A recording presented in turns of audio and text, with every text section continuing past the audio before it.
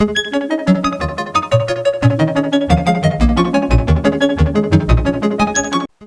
Friends, once again welcome back to my YouTube channel Manoj blogs. Friends, आज हम देखेंगे किस तरह से की जाती है टैली में पेमेंट एंड रिसीप्ट एंट्री। अभी तक हमने देखा था किस तरह से क्रिएट किए जा सकते हैं टैली में masters, sales and purchase entries.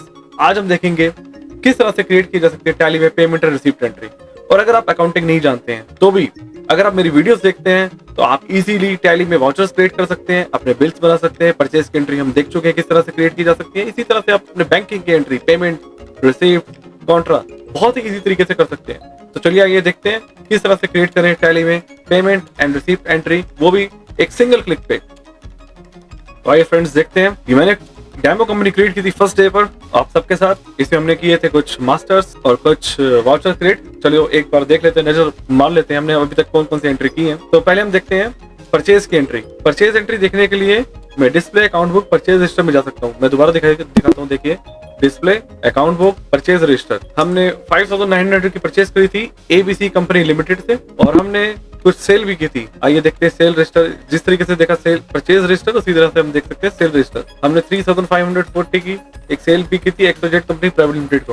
अब सपोज करिए जो एबीसी कंपनी से हमने परचेज करी थी 5900 की, उसको हमें पेमेंट करनी है। अब हमने चेक तो इश्यू कर दिया, टैली में उसकी एंट्री किस तरह से करें आइए देखते हैं।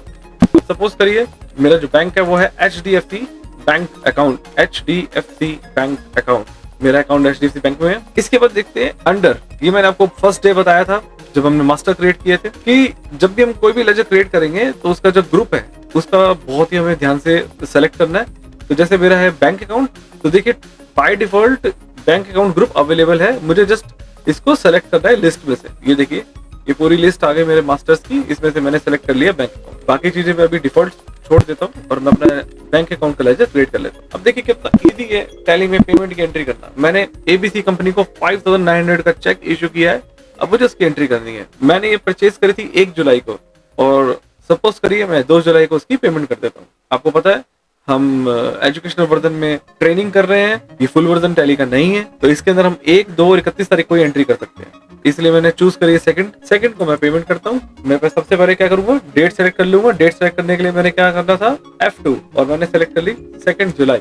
उसके बाद मुझे पेमेंट सेलेक्ट करनी है F5। राइट में देखिए, राइट साइड में देखिए ये टैब ऑप्शन अवेलेबल है, कॉन्ट्रा, पेमेंट, रिसीप्ट। तो मुझे इसमें से सिलेक्ट करना है पेमेंट, क्योंकि मैंने करी है पेमेंट। मैंने पेमेंट सेलेक्ट की कि मुझे पूछता है कि आपने कौन से अकाउंट से पेमेंट करी है। देखिए लिखा आ रहा है अकाउंट, तो मैं सेलेक्ट कर लूंगा HDFC से की है। ये बेसिक डिटेल्स है HDFC बैंक की, इसको मैं जस्ट एंटर कर दूंगा। अगर मैं चाहता हूँ ये स्क्रीन ना आए तो मैं इसे ऑफ भी कर सकता हूँ। ये देखिए पार्टी डिटेल, इसे नो कर दूंगा तो ये स्क्रीन आना भी बंद हो जाएगी। देखिए नहीं आ रही है, ठीक है। उसके बाद मैंने पेमेंट करी है एबीसी को। मैं यहाँ से एबीसी का लेजर सेलेक्ट करूंगा। कितनी पेमेंट करी है मैंने 5900। यहाँ पे ये देखिए अब मैं यहाँ सेलेक्ट कर सकता हूँ मैंने कौन से बिल की पेमेंट करी है अगेंस्ट रेफरेंस। मैंने जब फर्स्ट डे परचेज की एंट्री करी थी, ट्रांजैक्शंस वाली वीडियो में आपने देखा होगा, मैंने आपको बताया था कि जब मास्टर क्रिएट करते हैं उस टाइम पे भी बताया था और जब ट्रांजैक्शन करते तब भी बताया था कि मास्टर क्रिएट करते समय मैंने एक ऑप्शन था maintain balances bill bye bill, उसे यस रखा था।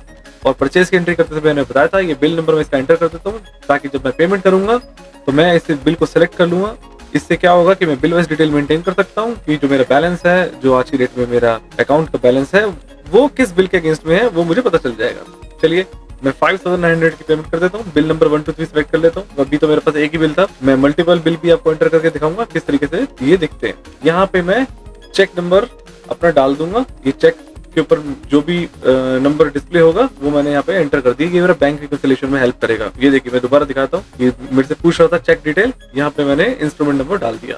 डेट 2 जुलाई का है। अगर ये पोस्ट डेटेड है तो मैं इसकी डेट भी पोस्ट डेटेड डाल सकता हूँ। यहाँ मैं लिख दूंगा चेक नंबर 0009 डेटेड 2 जुलाई। देखिए कितना सिंपल है टैली में पेमेंट की एंट्री करना। अगर आप अकाउंटिंग नहीं भी जानते हैं तो भी आप बहुत इजी तरीके से पेमेंट की एंट्री कर सकते हैं। ये है सिंगल एंट्री मोड पेमेंट करने का। डबल एंट्री मोड हम नेक्स्ट वीडियो में सीखेंगे, लेकिन उसके लिए आपको थोड़ा सा अकाउंटिंग की नॉलेज होना जरूरी है।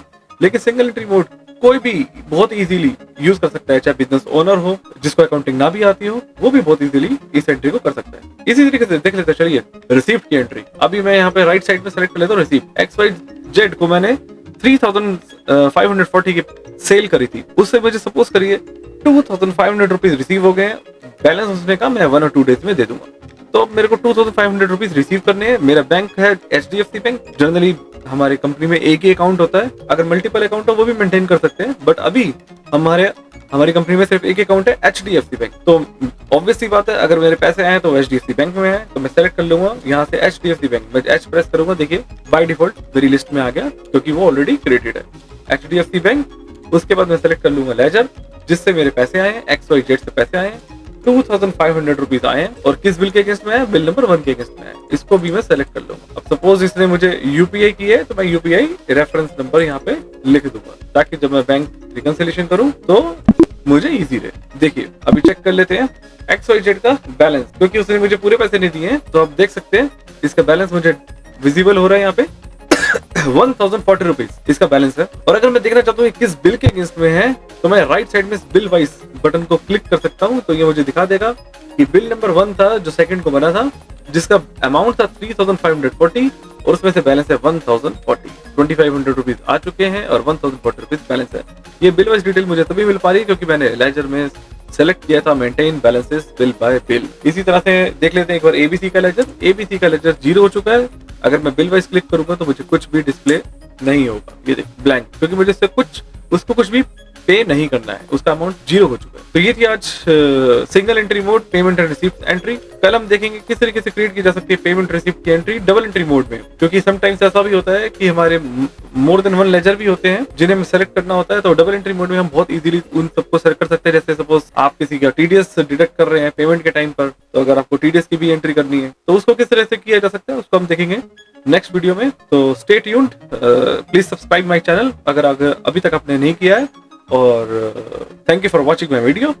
Have a good day. Thank you.